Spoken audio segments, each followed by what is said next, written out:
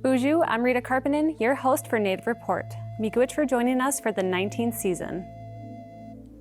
The American Declaration on the Rights of Indigenous People states, in part, that Indigenous peoples have the right to the recognition and enforcement of treaties made with states or their successors. On this episode of Native Report, we look back at a moment in history where sovereign rights to fish and hunt were tested. Plus, we take a look at how treaties are recognized and celebrated today. And a highly observed site making history, all this and more, next on Native Report. Production for Native Report is made possible by grants from the Blandin Foundation. The generous support from viewers like Jack and Sharon Kemp, and viewers like you.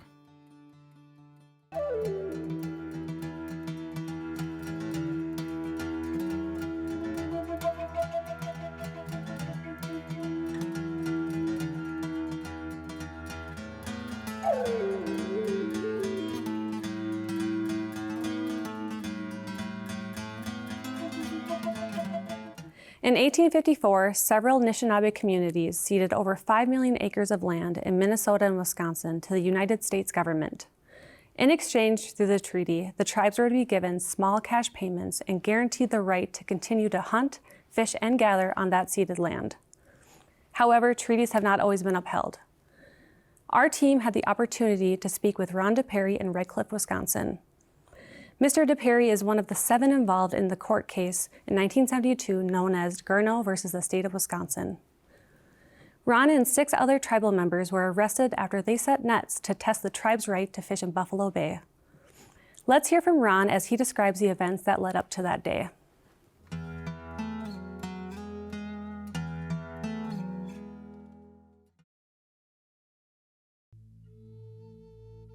We got arrested on September 17th, 1969.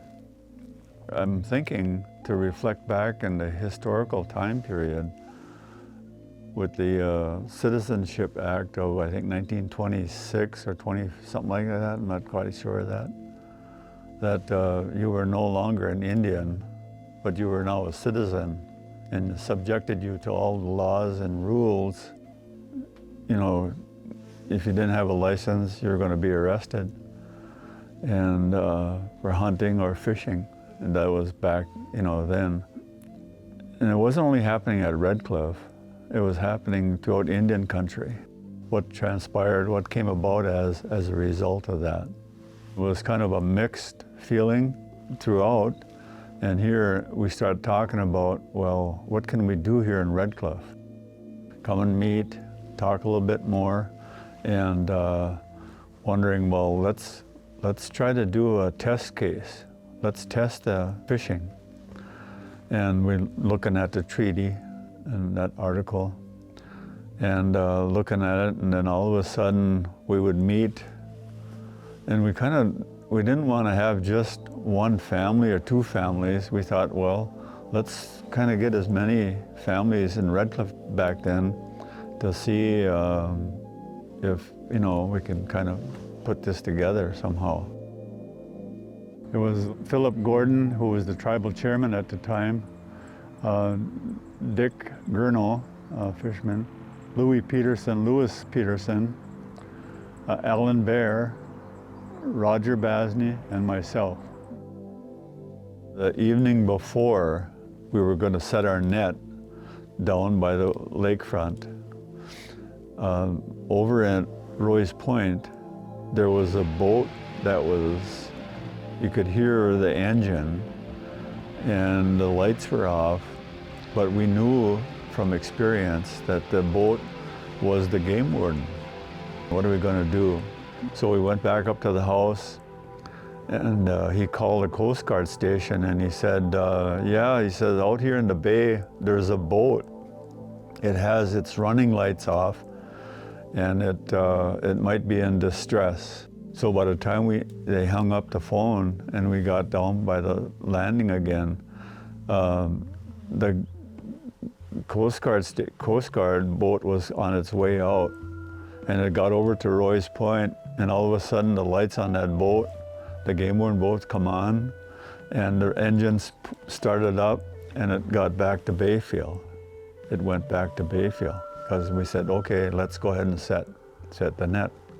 We get down there by the next day, and by the time we got down there was all kinds of people down there. There was the radio stations, the television stations, there was community people down there, and there was fishermen from the non-tribal fishermen, and there was tribal elders from the community. They had post signs, they had on their treaty rights, Indian power, you know, and these were elders from Red Cliff, women, that were all supportive of that.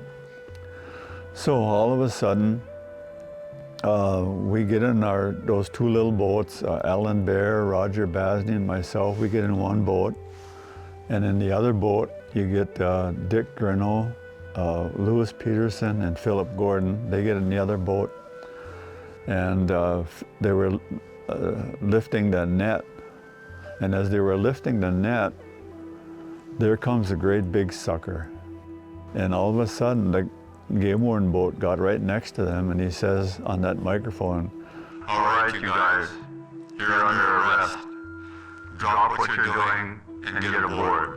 So the game wardens hooked that little boat on, and the three of them had to get on boat. The boat we were in was just leaking. It had a wood. It was just taking in water, and we were, using a bucket to bail the water out. And then he said, "You guys over in that other boat, you're under arrest too, and come aboard here before you sink." You know, because the boat was taking in the water. By the time we got down to Bayfield with the game warden and them, there was a whole bunch that came down by the boat landing, and they were still, being supportive. We got into two vehicles there, and they took us over to Ashton or Washburn. The court was just packed. The women from Red Cliff, the elders that had those signs and placards, and they were standing in back by the court. The judge came out, and when they make their appearance, everybody stands. The judge says, "Before I get started in here with this hearing, you women that are back in the courtroom with those signs, you get them outside and you place them against the building until this is over." The court that started, and each one of our names were called and asked us how we pleaded. I had to say not guilty, not guilty. And then they had set a court for our hearing, and we got a fine. I forget how much money it was, but there was a fine. And if we didn't pay it, we were going to go to jail and do our time in jail. But as it turned out, there was money left over in an account, and there was money in there that had enough to pay our fines. It ruled that we did have our hunting and fishing rights. What it does is it makes you feel that you're not alone in doing this, and that you have all these other community people, and you have tribal elders, and you have women, tribal women, and then you have non-native, non-tribal native fishermen that were also in support of what it was that was taking place here. A tremendous, very successful undertaking for the tribe to have that, and it's all that support. DePerry is the last living tribal member of that original 7 who tested their treaty rights. DePerry is a respected elder in the community. He was able to attend the opening ceremony of the Red Cliff Fishery, which is a direct enaction of the treaty rights he tested and fought for. If you're curious about what kind of treaties are still in effect where you are living, reach out to a tribal government administrative office.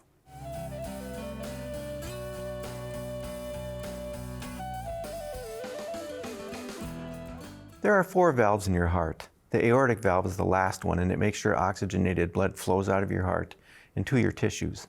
Aortic stenosis means your aortic valve doesn't open properly. In the early stages, you might not feel anything. More severe disease can result in fatigue, shortness of breath, and chest pain, especially with activity. You may experience palpitations or feeling your heart beating. You may have a cough, possibly bloody. You may also have swollen ankles and may get lightheaded or dizzy. Your healthcare provider will usually notice a heart murmur. Risks for getting aortic valve stenosis include age, obesity, smoking, high blood pressure, high cholesterol, diabetes, and chronic kidney disease. Replacing an aortic valve has long meant open heart surgery, and the operation can take 4 to 6 hours and required 2 to 3 months of recovery. Open heart surgery patients usually stay in the hospital for about a week. In the last few years, transcatheter aortic valve replacement, or TAVR, has become more available. The average TAVR procedure is about an hour or so, and most patients go home the next day and can return to work in 2 weeks. The procedure involves a small incision into an artery, usually in the groin. A thin tube called a catheter is guided up to your heart, and the new valve is placed inside your failing aortic valve. This is done while your heart is still beating. There are risks associated with any procedure, and there will be a team involved in the operating room to address and minimize those risks. I have had several patients who have successfully had this procedure and have done very well. Blood thinners depend on several factors, and some patients only need to take aspirin regularly afterward. As always, talk to your healthcare provider. They can help you make the right decisions. And remember to call an elder. They've been waiting for your call. I'm Dr. Arnie Vainio, and this is Health Matters. Next, we take you to Madeline Island, Wisconsin, where for one weekend every year, the Treaty Days commemoration is held by the Red Cliff Band of Ojibwe. This marks the day in 1854 when Wisconsin Ojibwe met in La Pointe on Madeline Island to sign a treaty with the United States. Now the weekend is filled with honoring the ancestors, interpretation of the 1854 treaty, celebration of art by Indigenous artists, games, and feasts. The Native Report team was there and got to experience how the local government took the weekend to respect the tribe and acknowledge their sovereignty.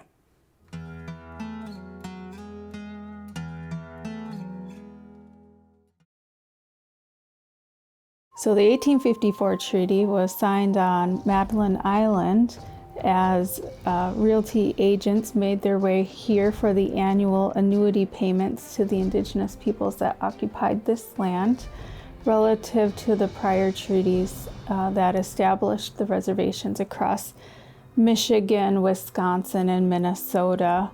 At that time, those agents were authorized to renegotiate and ultimately turned into the 1854 treaty. Within all the land that we ceded, ultimately that we sold to the federal government, tribal members within those bands retain rights to hunt, fish, and gather.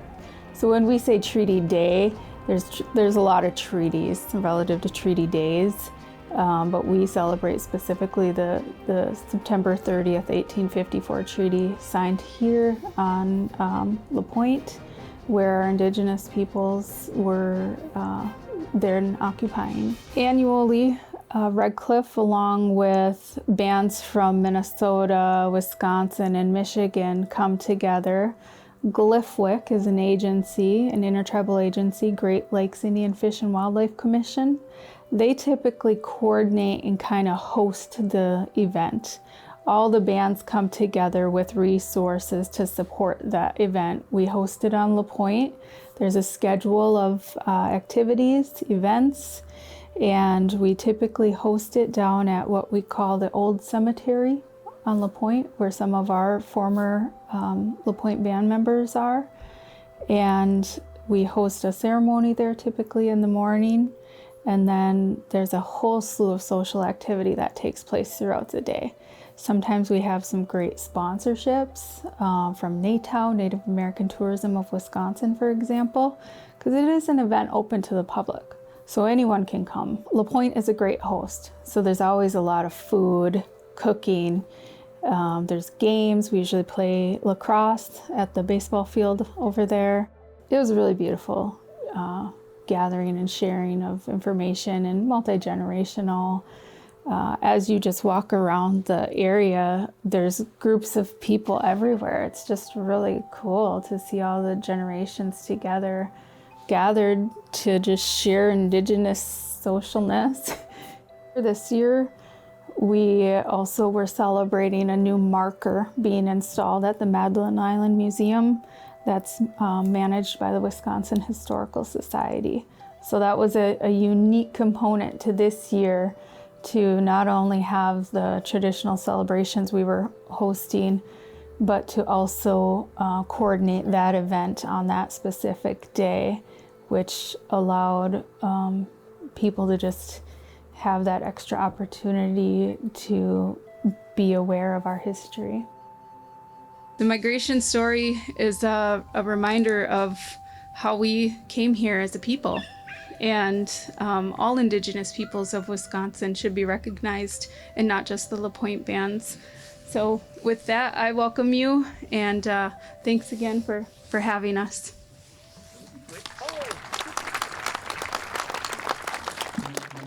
Through the Treaty Day celebration, sharing stories of the recent elk hunt, or sharing stories of harvesting fish with our youth. There's a lot of medicinal teaching that takes place with the land there on LaPointe and across the Indigenous communities. What I think about when I explain treaties to individuals, mostly what we want to share with them is that treaties do not expire. They don't grow older with age and diminish. They don't wean off. They are permanent. They are to be interpreted as our ancestors wrote them at the time, with the understanding that they are everlasting and here for us always. So I tend to use that when I explain treaties to individuals. The 1854 treaty specifically, with our hunting, fishing, gathering, we try to reinforce that these are supporting our ways of life. They're not hobbies to us, they're not sports or recreation. They support our well-being and our sustainability.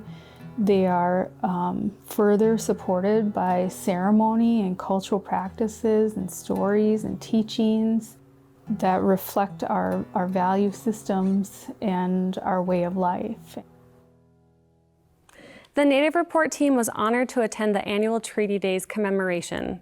If you'd like to attend next year's activities, the Red Cliff Band of Lake Superior Chippewa's website will keep you up to date on their events calendar.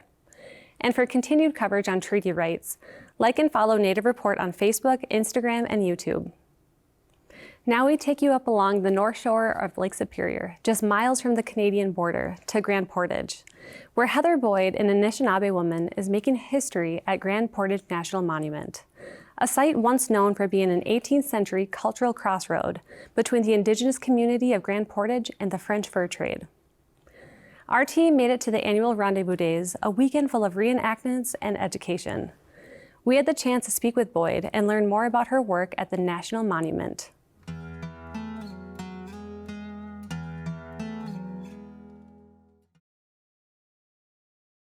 I think it's important because it tells the story of the relationship compared to other fur trade posts where they tried to keep the Indian people out. Grand Portage actually welcomed them in. It really was a special relationship that the voyageurs and the Indigenous people here had.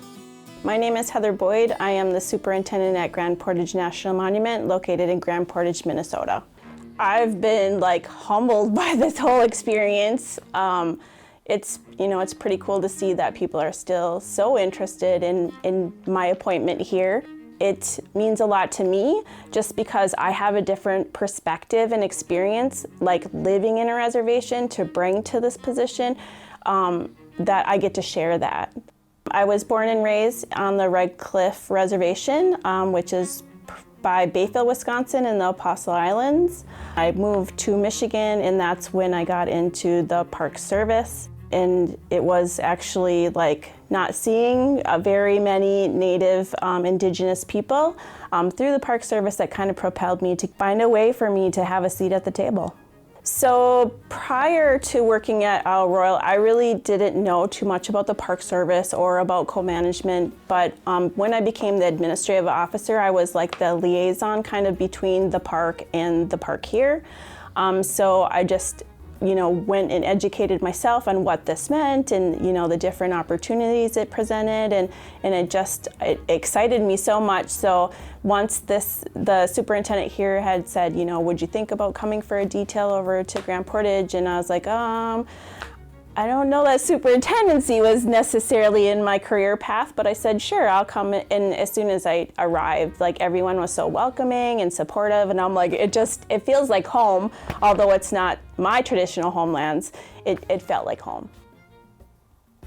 So the Grand Portage National Monument was established in 1958. The purpose was of preserving an area containing unique historical values and to conserve the scenery and the natural and historic objects and the wildlife therein, and to provide for the enjoyment of the same.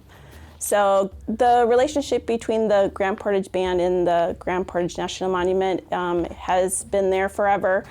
They've actually donated a portion of the land to become a monument. And so in that also the relationship, it just shows how special the relationship is. The monument is located within the reservation boundaries. It includes part of the original Ojibwa village here in Grand Portage.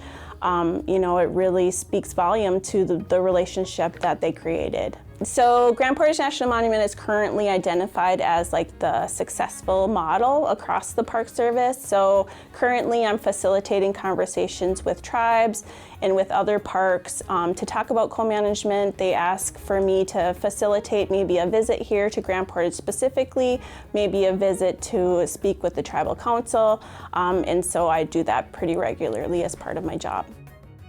I really enjoy being able to share, because obviously the band, the tribal council and the band and myself have the same kind of experiences and knowledge and traditional knowledges and things like that, but to be able to openly share some of the ideas that I have, and they're really receptive and supportive of those things. So day to day, I spend a lot of time on the computer, just trying to network. Like I said, I do a lot of meetings with different tribal nations, with the tribal council. We're in frequent communication, if not daily. Every other day I'm texting, or we're on the phone, or I'm up at the council building, or they're down here at the monument. A lot of communications back and forth.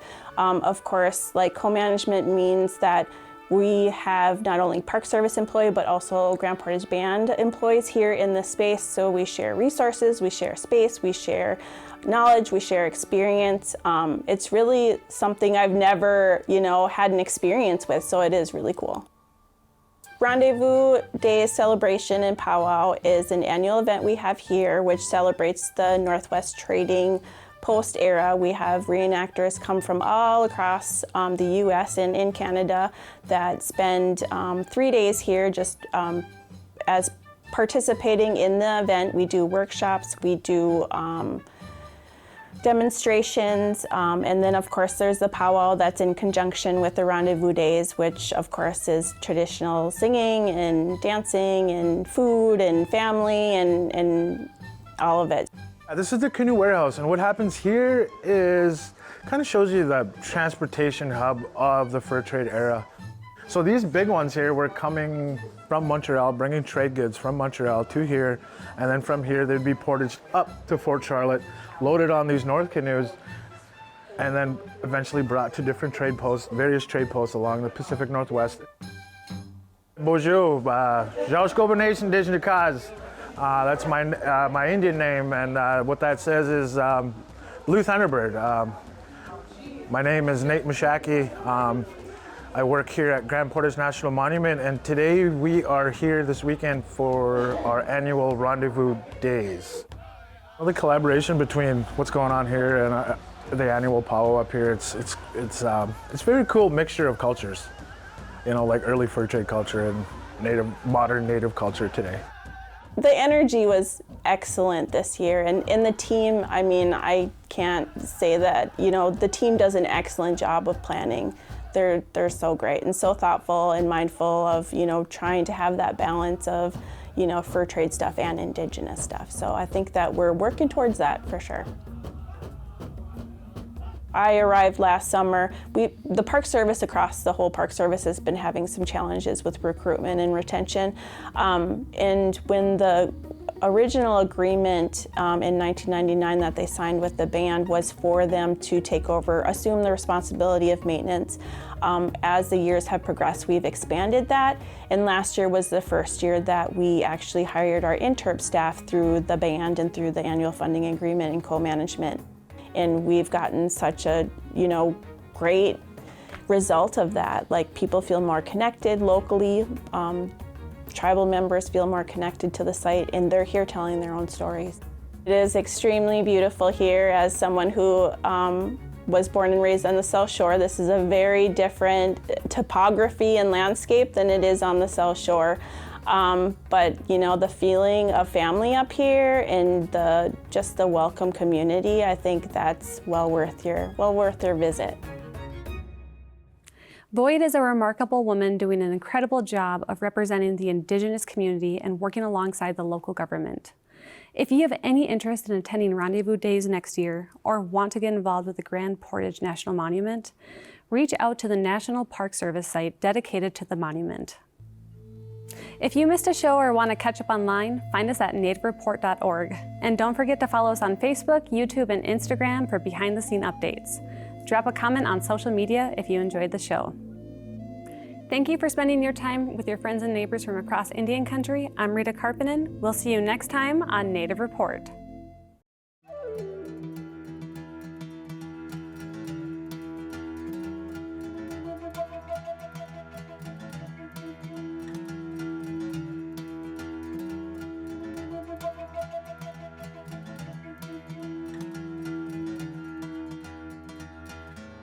Oh.